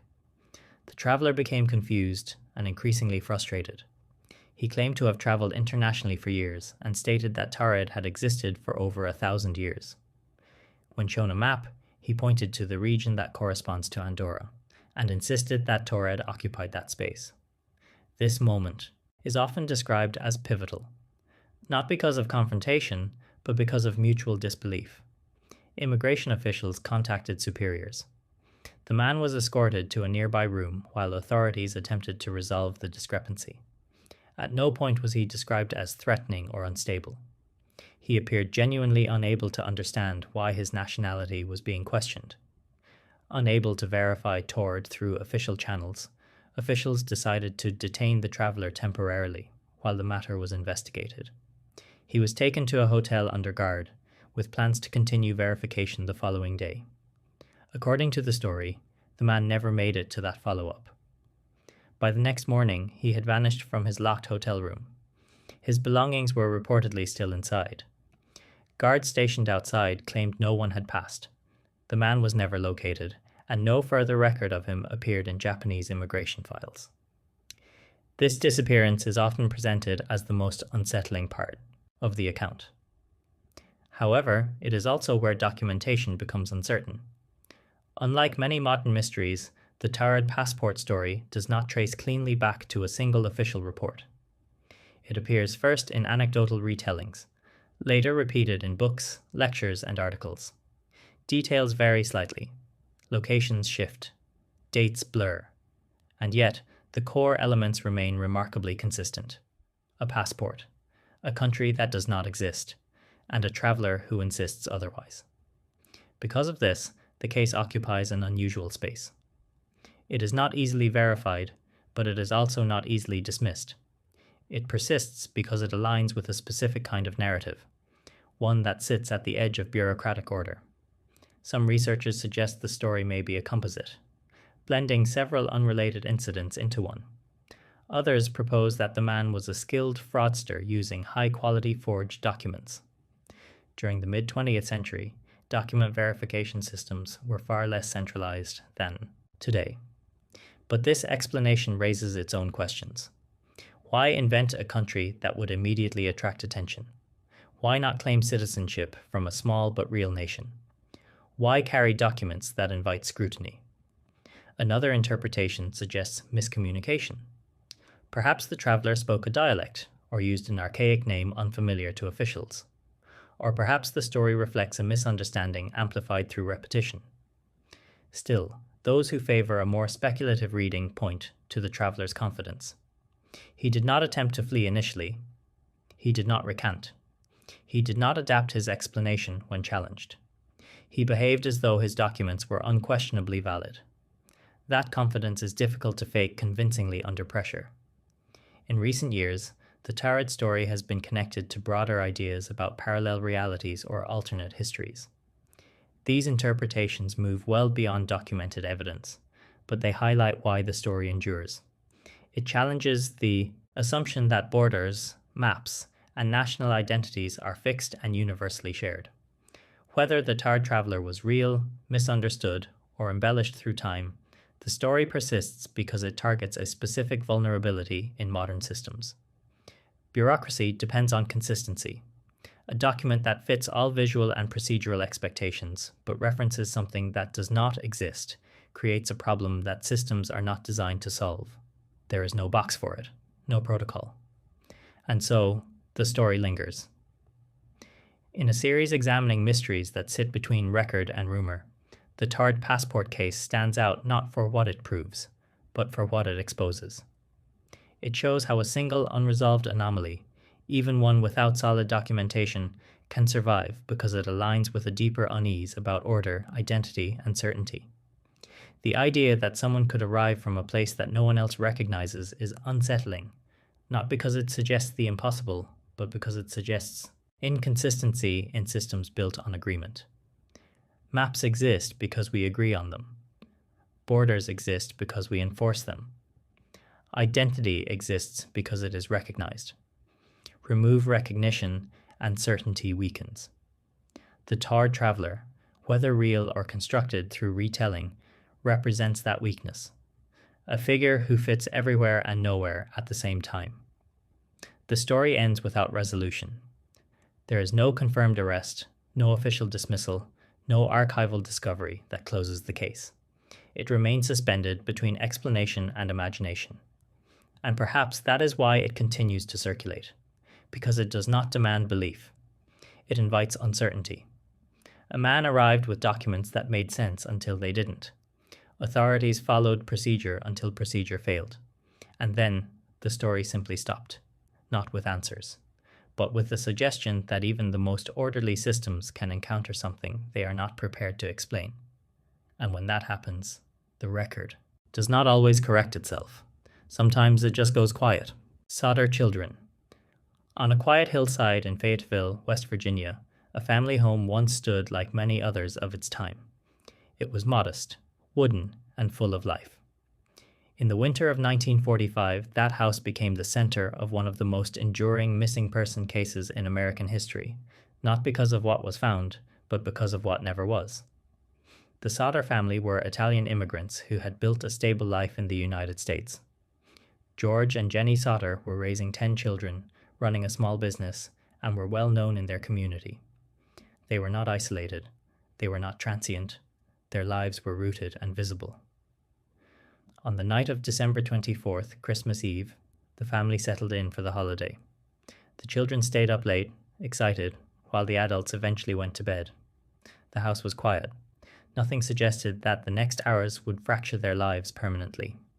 In the early morning hours of December 25th, Jenny Sodder woke to the smell of smoke. Fire had started inside the house. She immediately alerted the family and helped several of the children escape through windows and doors. 5 children, however, were never seen again. Those children were Maurice, Martha, Louis, Jenny, and Betty Sodder, ranging in age from 5 to 14. According to the initial assumption, they had not made it out of the house before it was overtaken. But almost immediately, doubts began to surface. The fire itself behaved strangely. It burned hot and fast, yet by morning little remained. When the ruins were examined, investigators expected to find human remains. In typical house fires, even severe ones, some trace of bone is usually found. None were. No fragments, no teeth, no identifiable remains. This absence was explained away at first, but the Sodders were unconvinced. George Sodder conducted his own inquiries, consulting professionals who told him that complete destruction of 5 bodies in such a fire was highly unlikely. Then there were the warnings. In the months leading up to the fire, George had been outspoken about political views related to Italy and the war. He had received threats from strangers. One man reportedly told him that his house would go up in smoke and his children would be destroyed because of his opinions. Another detail troubled the family deeply. The Sodders' phone line had been cut. Their ladder, usually stored against the house, was missing. Their trucks, which George attempted to use to rescue the children, failed to start that night despite working normally before. Each issue could be explained individually. Together, they felt deliberate. Witnesses came forward with unusual accounts. One claimed to have seen children fitting the missing ones, descriptions being driven away in a car on the night of the fire. Another said she saw a group of children eating breakfast at a nearby diner the next morning. None of these sightings were officially confirmed. Authorities concluded that the children had died in the fire, and the case was closed. The Sodders refused to accept this conclusion. They rebuilt their house on the same site and installed a large billboard along Route 16, displaying photographs of the missing children and offering a reward for information. For decades, that billboard stood as a quiet accusation against the official narrative. The family pursued leads tirelessly. Years later, Jenny Sodder received a photograph in the mail. It showed a young man she believed resembled her son Louis as an adult. On the back was written a cryptic message referencing siblings' names. Investigators were unable to trace the photograph's origin. The Sodders also uncovered inconsistencies in the original investigation. Fire officials admitted years later that they had not conducted a thorough search. Soil at the site was disturbed shortly after the fire, complicating later examinations. Some bone fragments were eventually recovered, but forensic analysis suggested they belonged to an animal, not a human. The questions refused to fade. Why were no remains found? Why were escape tools unavailable? Why were there credible reports of sightings? As the years passed, the Sodders' lives became defined by absence. George and Jenny never stopped searching. They marked birthdays. They kept rooms in their hearts open for children who never came home. Their persistence turned the case into something larger than a family tragedy. It became a challenge to certainty. Eventually, time claimed the parents without answers. Their remaining children continued to speak about the case, careful not to exaggerate, careful not to let the story turn into legend. They wanted facts. Today, the Sodder children are still officially listed as missing. The fire happened nearly 80 years ago, but the case remains unresolved. No conclusive evidence has ever proven what happened to those 5 children. In a series exploring mysteries, grounded in documentation and testimony rather than spectacle, the Sodder case endures because it is rooted in family memory. It is not driven by theory, but by refusal to accept an explanation that did not match the evidence. The hillside in Fayetteville is quiet now. Cars pass where the billboard once stood. The house has long since changed, but the questions remain. Not loud, not dramatic, just unanswered. And sometimes that is the hardest kind of mystery to live with. Cash Landrum encounter. On a quiet road in East Texas, far from city lights and heavy traffic, 3 people encountered something that would alter the rest of their lives. The event did not unfold in secrecy, nor did it rely on a single witness. It happened in the open, along a public roadway, and left behind medical records, legal documents, and years of unanswered questions. This became known as the Cash Landrum encounter. The incident occurred on the night of December 29, 1980. Betty Cash, a working professional known for her practical nature, was driving home from a dinner engagement. With her in the car were Vicki Landrum and Vicki's young grandson, Colby. The route they took passed through a wooded area of southeastern Texas, a place familiar to locals and usually uneventful. The drive was routine until the road ahead appeared strangely illuminated. At first, Betty Cash assumed there had been an accident or perhaps a fire. A bright glow hovered above the trees, casting light across the road and surrounding forest. As they slowed, the source of the light became clearer, and confusion replaced assumption. Ahead of them, suspended above the road, was a large object. The witnesses later described it as diamond-shaped or roughly triangular, glowing intensely and emitting heat. Its surface appeared metallic, and its edges were sharply defined. The object was not silent. A deep, low sound filled the air, unlike any aircraft the witnesses had encountered before. Betty stopped the car.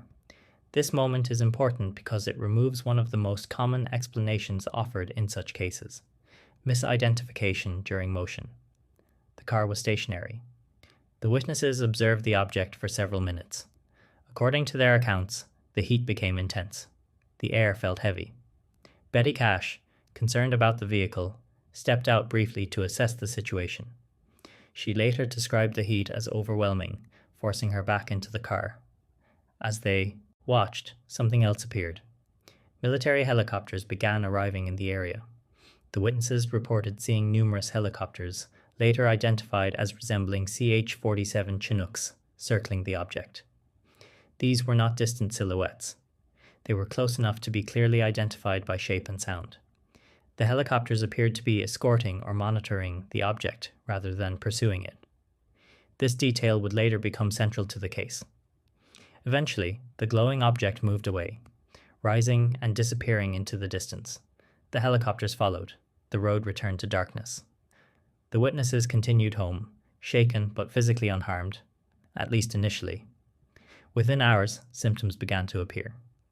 Betty Cash experienced severe discomfort, disorientation, and physical distress. Vicki Landrum and Colby also became ill, though their symptoms differed in intensity. Over the following days and weeks, all 3 sought medical attention. Their conditions were documented. Betty Cash required hospitalization.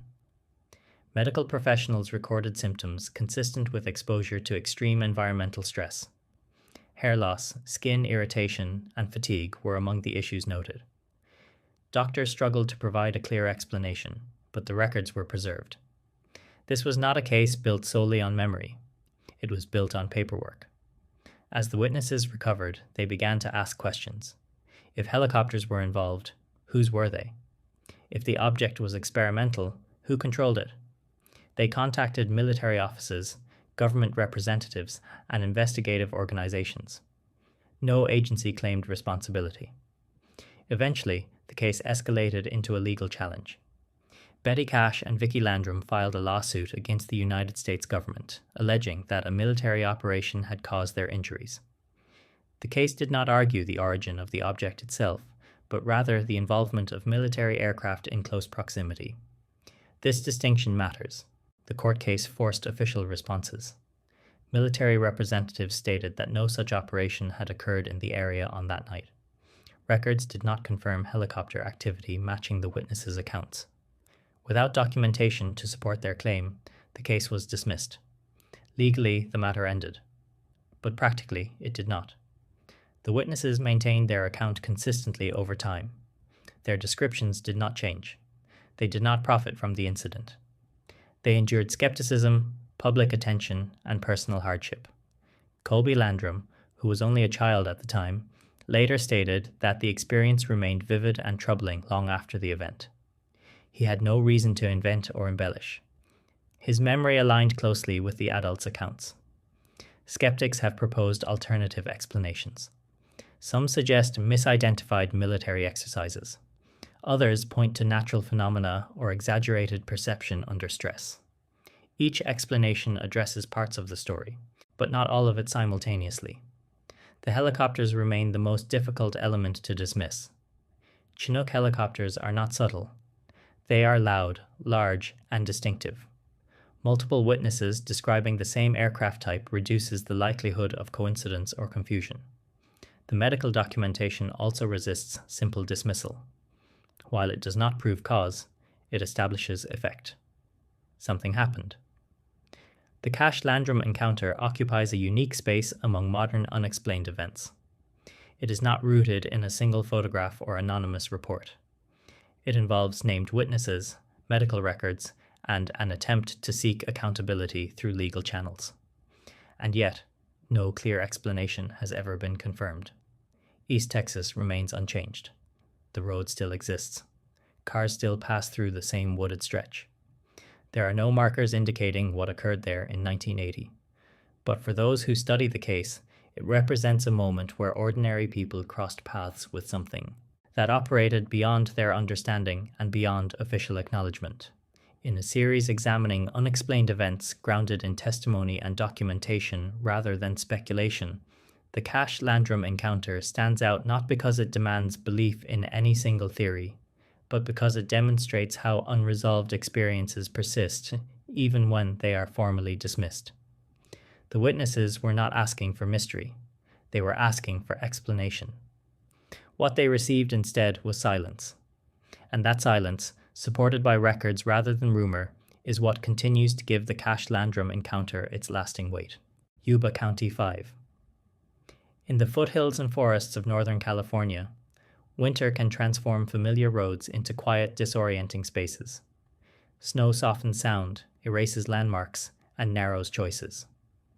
In February of 1978, 5 men drove into this landscape after what should have been an ordinary evening.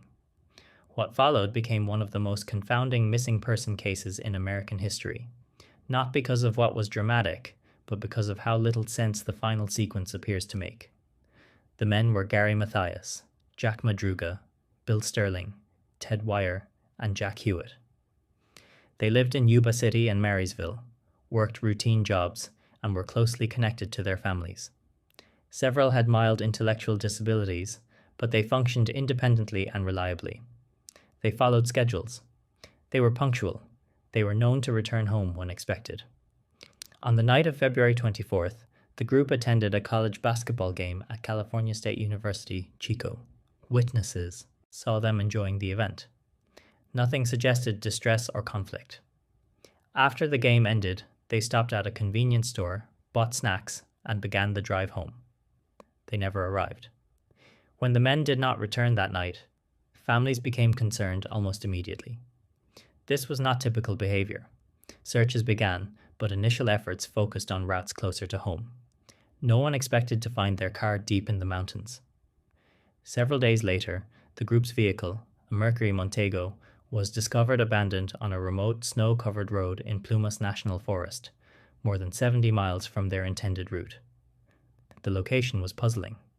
The road was unplowed. Snowbanks surrounded the car. Yet the vehicle itself was not stuck in a way that would prevent careful driving. The engine was intact. The gas tank was not empty. There was no mechanical failure. The car appeared deliberately parked. Food wrappers from the earlier stop were still inside. One door was unlocked. There were no signs of a struggle or accident. This raised an immediate and troubling question. Why had the men left the car at all, especially in freezing conditions, in unfamiliar terrain during the night? Search teams expanded their efforts, contending with deep snow and limited access. Weeks passed before a significant discovery was made. Nearly 12 miles from the abandoned car, searchers found a U.S. Forest Service trailer used as a seasonal shelter. Inside, they found Ted Wire. He had been alive for some time after the car was abandoned. Evidence showed he had access to food, heat, and supplies. There were canned goods stored nearby, with instructions clearly printed on how to open them. Ted, however, had only opened a few cans using an improvised tool. He had not accessed the larger supply, nor had he turned on the propane heating system, which was operational. Ted ultimately did not survive. The condition of the trailer raised questions that still have no satisfying answers. Why had he not used available resources? Why had no one else remained with him? Why had they traveled so far on foot through snow that experienced hikers would avoid? Further discoveries deepened the uncertainty. The remains of Jack Hewitt were later found near the trailer. The other men were never conclusively located, though evidence suggested they had moved through the area. Gary Mathias's shoes were found inside the trailer, but his body was not. Gary had a medical condition requiring medication, and the absence of that medication raised further concern. Yet his movements after the car was abandoned remain unknown. Official explanations pointed toward disorientation, environmental exposure, and poor decision-making under stress. These factors undoubtedly played a role, but they do not fully explain the route taken, the distance covered, or the choices made along the way.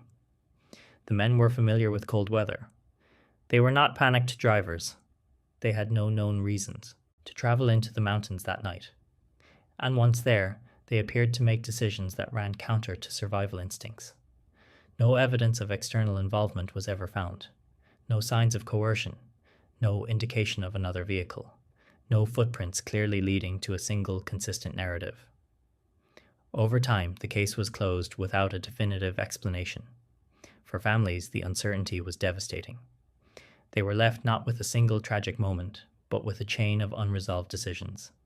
Each step the men took seemed to create a new question rather than an answer. The Yuba County 5 case endures because it resists simple framing. It is not a story of recklessness or mystery in the dramatic sense. It is a story of ordinary people who made an unexpected turn, followed by a series of actions that no one has been able to fully reconstruct. The road where the car was found is quiet now. Snow still falls there in winter. Drivers still turn around before it becomes impassable. The forest remains unchanged. In a series focused on real cases grounded in documentation rather than speculation, the Yuba County 5 stand as a reminder that some mysteries do not hinge on a single missing fact, but on the absence of logic where logic should exist. They did not vanish without trace. They left too many traces.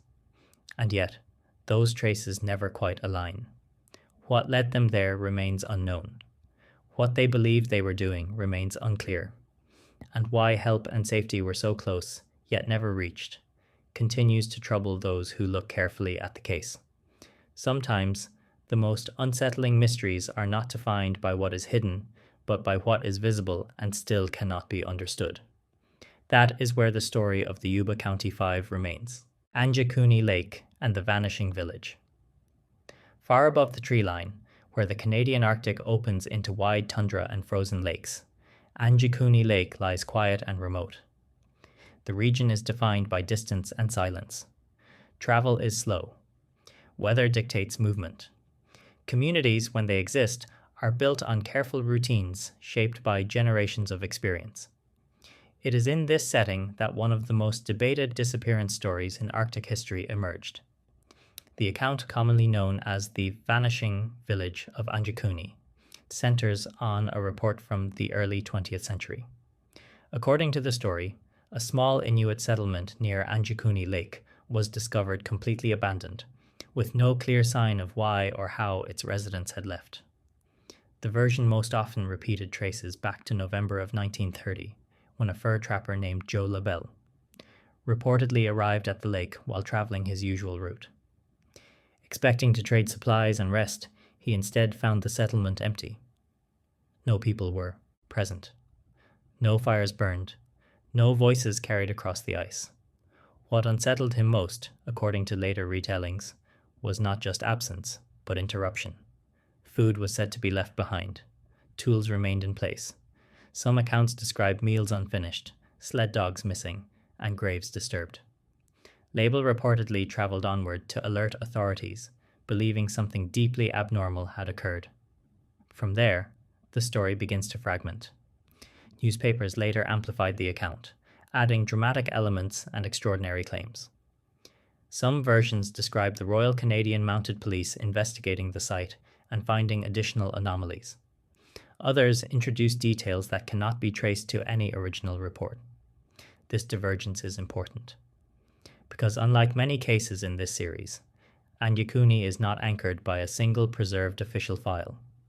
It exists instead at the intersection of early reporting, oral repetition, and later embellishment. What can be established is that Anyakuni Lake was inhabited intermittently by Inuit families in the early 20th century. Seasonal movement was normal. Communities shifted location based on hunting conditions, weather, and resource availability. Abandonment in itself was not unusual. The question is whether this abandonment was sudden and unexplained, or gradual and misinterpreted. Critics of the disappearance narrative point out that many details attributed to the case cannot be verified in RCMP archives. Official records do not describe a mass investigation matching the more dramatic versions of the story. Some historians suggest the account was exaggerated by journalists seeking sensational material during a time when Arctic stories captured public imagination. Yet, the story persists. Part of its endurance comes from how it reflects a deeper unease. The Arctic is one of the few places where disappearance still feels plausible. Distance erases traces. Weather alters landscapes quickly. A settlement can vanish physically within a season. Those who defend the mystery argue that the absence of records does not equal absence of event. Documentation in remote regions during the 1930s was inconsistent. Oral testimony often carried more weight locally than written reports. Others suggest the story may be a composite, blending multiple relocations and misunderstandings into a single narrative. What complicates matters is the consistency of the core idea across decades of retelling. A place expected to be occupied was found empty. The departure did not align with expectation. Those who arrived afterward felt that something was wrong. Even if specific details cannot be confirmed, that central unease remains. The Anyakuni story also reflects a broader pattern in how isolated communities are perceived by outsiders. A settlement that relocates according to seasonal logic can appear, to someone unfamiliar with that rhythm, as though it has vanished without reason. Silence can be mistaken for disappearance. And yet, the emotional weight of the story cannot be dismissed entirely. It has survived not because of proof, but because it sits at the boundary between documented history and human perception. The Arctic does not explain itself easily. Anyakuni Lake today remains remote and largely unchanged. There are no signs marking a vanished village, no monuments, no official closures, just water, ice, and land shaped by weather rather than memory. In a series examining mysteries grounded in records while acknowledging uncertainty, Anyakuni occupies a careful position. It reminds us that not all stories persist because they are true in every detail. Some persist because they capture a truth about place. That isolation alters understanding. That absence can feel deliberate. That silence invites interpretation. Whether Anyakuni was a misunderstood relocation, a story magnified by time, or something more difficult to trace, its place in unexplained history comes from the questions it raises rather than the answers it provides. It asks how we define disappearance. It asks how much certainty we expect from remote regions. And it asks how stories evolve when distance prevents resolution. The village, whatever its true fate, does not speak for itself.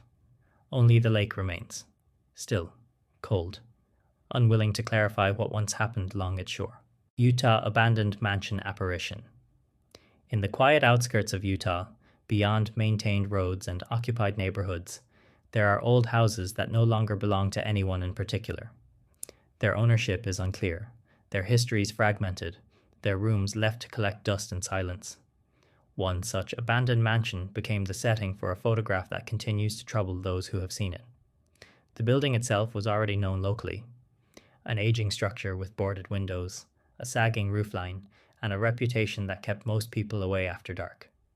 Stories circulated, as they often do, but nothing that suggested anything more than imagination and decay.